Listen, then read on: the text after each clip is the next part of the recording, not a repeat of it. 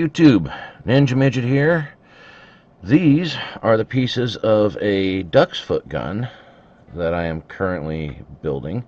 It's a black powder cap and ball gun, and part of the process that I'm going through in building this gun is doing some slow rust bluing. There's not much on the internet, or on YouTube rather, with slow rust bluing. There's one video that I found by a guy named Mosin Virus, I believe, and he did a pretty good video, but I just wanted to go ahead and give my technique for what I do with rust bluing. So first of all, the things you'll need: your prepared metal. For this, I just went through the grits. Actually, these were on the lathe because I've got a metal lathe, so this was pretty easy doing this.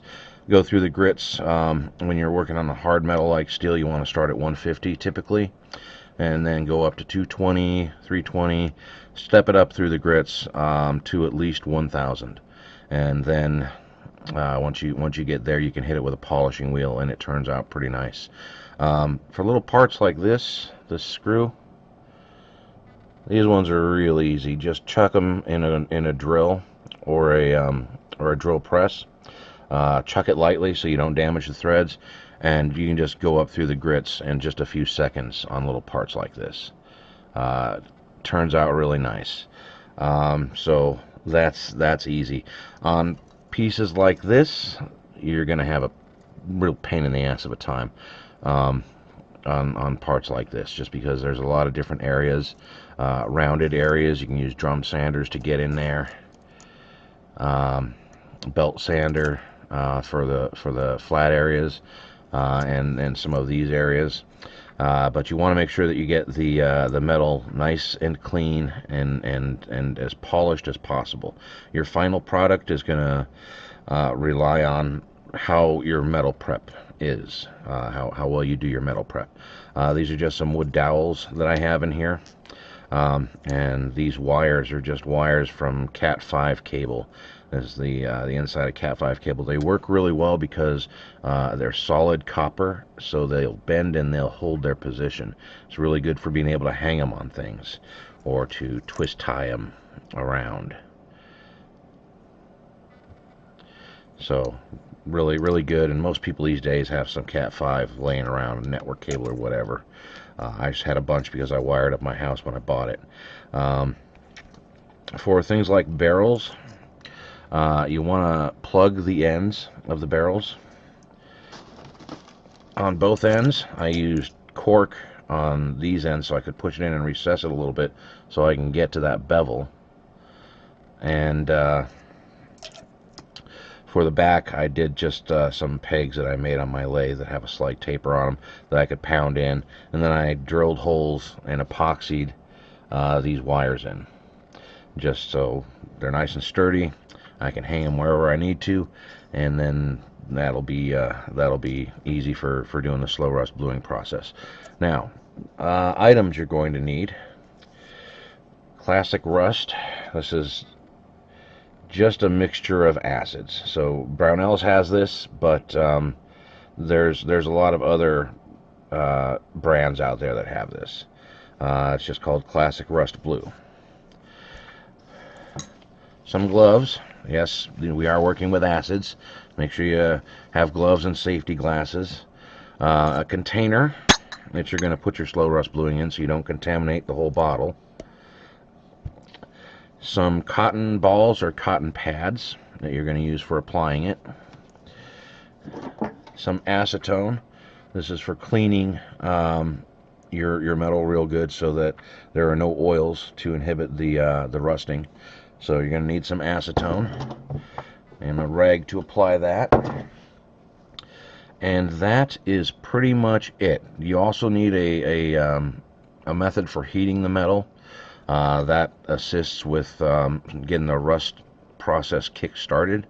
You want to heat it to around 200 degrees. I just use my little toaster convection oven that I've got in the kitchen. Just put them in a metal pan, set it on 200, and let it go for however long, usually about 10, 15, maybe 20 minutes. You want to make sure the metal is heated through. has and retains some good heat while you're working with it. When you're working with it, after you get your parts out of the heat, you're going to want to work on the smaller parts first. They're going to lose heat the fastest, so you're going to want to work on those. Because your larger pieces are going to retain heat. So work on your smaller pieces, go up through those, and then work on your larger pieces when you're doing that. So I'm going to turn the camera off real quick, get set up here to do some acetone on these, and I'll be right back. Okay, got everything all set up here. For your smaller parts, you can just dump them right in the acetone. That'll be fine. From this point forward, you're going to want to use gloves because you want to make sure you keep the oils off of these parts after you clean them. So from this point forward, you want to make sure that you have gloves on and that you're not physically touching these with your fingers and getting oils all over everything. So for this, it's just real simple. You want to dip your rag in some acetone, give it a good thorough scrubbing all over. You just want to make sure that you wipe down every inch of the part, make sure it's nice and clean. Acetone evaporates pretty quick, so you don't have to worry about giving it drying time. And that's pretty much this step. That's what you're going to want to do. I'm not going to bore you with this. You want a nice clean rag. This one is, it looks dirty, but it's been washed. It's just one of my shop rags. It's had better days. So anyway, I'm not going to bore you with all of this. I'm going to clean these up. I'm going to get them in the oven, and then the next step is going to be applying the bluing solution. So I'll be back with that step. Okay, we got our parts that have been heated up in the oven to 200 degrees, which means they're going to be hot enough so that this stuff will boil off fast, which is what you want, but not so hot that you can't handle them. I'm going to start with one of the larger pieces just for demonstration purposes. I know I said start with the smaller ones. That's what you usually want to do, but for demonstration purposes, I'm going to start with one of the barrels here. Now what you want to do is you want to squeeze out most of this bluing agent. You want this to be just barely damp, this pad that you're using. You don't want to get too much on there. It's very easy to overdo it on this. So you're going to dip your pad in there, get most of it out, grab one of your pieces, detangle it from all the wires that you got in there, and then you're just going to wipe it on, and it needs to just dry off almost as fast as you put it on. Keep track of where you're at, going streaks here. It's hard to see where you're at and where you need to be, so you overlap a little bit. Make sure you're getting the crown. And of course, if there's any parts you miss, you are going to be able to go and, you know, we're going to be doing this several times. So I'm not going to bore you with this, and I do need to work on this kind of fast because these parts are cooling, but that's your basic process, what you're going to be doing with this step. Okay, it's been about 3.5, 4 hours now, I guess. So the rust bluing is definitely started. It doesn't look great to begin with, but it will pick up. Now if you were going for just a rust brown finish, what you would do is you would use some steel wool to card off this red iron oxide, and then continue the process of reapplying and carding, and then you'd get a nice deep red iron oxide layer on there. I want a black iron oxide, so what I'm going to do is I'm going to boil this in distilled water for 15 minutes, boil all the parts in distilled water for 15 minutes. That will turn the red iron oxide to black iron oxide. Then I'll go ahead and card off all of the extra residue and reheat, reapply, make sure do the cleaning again, make sure there's no oils on there, so I can get a nice even surface. even rust.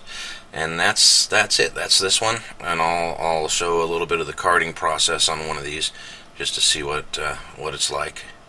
And hopefully my camera will start focusing on me a little better here. There we go. Okay, onward. Okay, all done being boiled now. One of the things you'll notice very quickly is this is a very dirty process. Your hands will get black with this. It's just part of it. Now what you want to do is you want to take your double-aught steel wool and you're going to do what's called carding. You're going to card off all of that excess. It's this fine powder that covers the part after you're done doing the slow rust bluing. All that stuff needs to be off of there before you put your next coat on. So just some double-aught steel wool, rub it all over the place, make sure that there's no more spots that are not shiny. You can tell where the dust is, where the residue is, just because it's very dull and not shiny when you're wiping it off. So that is that part, and this just takes a little while. You want to make sure you get it very good, get all of it off there, and then I'm going to degrease, reheat, reapply, and go for it again. I don't think I'm going to do every step, just because this is pretty much the process here. I'll probably come back maybe in a few steps after a few coats to give an update for what it's looking like, but this is the beginning of it, and looking good so far. Anyway, I will have an update. Okay, here we go. This is after 3 coats of the slow rust bluing process, and this is what it looks like after you've boiled it, but before you've carded it off. It's got that dull matte look to it. One of the things to note about this, it is a very dirty process. Your hands will get black when you're cleaning these off. And where did my steel wool go? There it is. So here we go. We got our steel wool, and you just give it a light rub. It takes that right off. And like I said, your fingers will start getting black. It all washes off. But this is after 3 coats of the bluing solution, and I will be giving updates. I'm still thinking this is probably going to take around 10 coats, so that everything will be nice and even, but it's coming along nicely. More to come. Okay, YouTube, cold bluing is done. This is 7 layers. This is what it looks like before carding off. This is what it looks like after carding it off.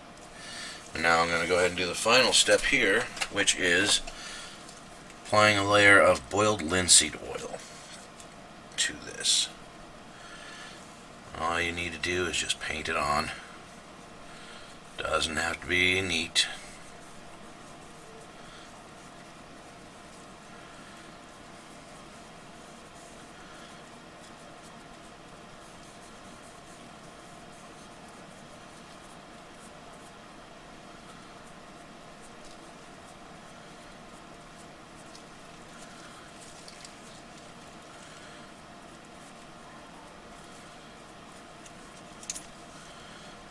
And there you have it.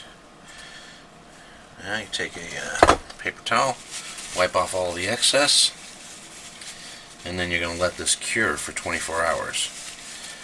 And what that does is that locks in, because boiled linseed oil polymerizes as it cures. That locks in the nice new bluing that you got on there. Makes it look a little bit darker too. So it's really nice.